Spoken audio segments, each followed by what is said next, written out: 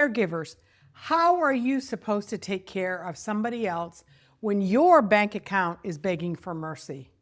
Caregiving doesn't come with PTO, benefits, or a paycheck, but the bills, oh yeah, they're punctual, right on time. You can earn income from home on your terms in the tiny pockets of time of your day. You deserve financial stability and the ability to care for your loved one.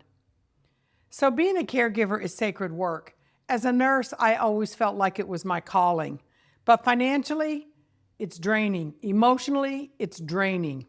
Your schedule isn't yours anymore. A normal job no longer fits. You can't punch a time clock because your loved one needs you. But you are not stuck. You have options that fit real life. The first option is being a virtual assistant. It's flexible, it's deadline-based, it works like email management, scheduling, social media, great for caregivers, and you can start on Fiverr or Upwork. Those are two platforms that you can find this type of work. The second one is pet sitting or dog walking. It can be therapeutic, it's very predictable, you can choose your clients, and a good place to try that is on Rover or care.com. Delivery driver or personal shopping. You could do DoorDash, Instacart, Amazon Flex. Turn the app on and off whenever you have time to give to it. Online tutoring or teaching. You could tutor subjects that you know, like English online to non-English speakers. That's a good way to get started. You can use TutorMe, Wyzant, or VipKid. Those are three great options. The next one, freelance writing or proofreading. Blogs, emails, editing, they're all deadline based. And again, you can find jobs like this on Upwork or Fiverr.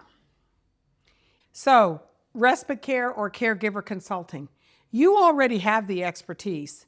You can offer short-term relief or consult new caregivers on what they're getting into and tips and tricks that you have learned that can make your loved one's life easier and your job a little less stressful.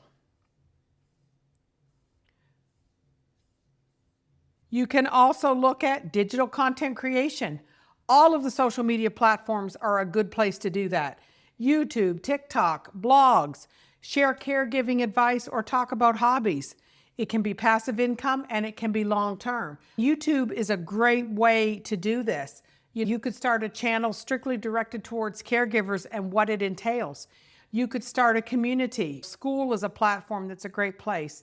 And you could start for free and then get paid subscribers. So these are all ways that you can build passive income. You could sell generally used items online like Poshmark, eBay, clothing, scrubs, medical supplies, things like that. I just bought a bunch of vintage dishes that match my china pattern because it's a discontinued pattern.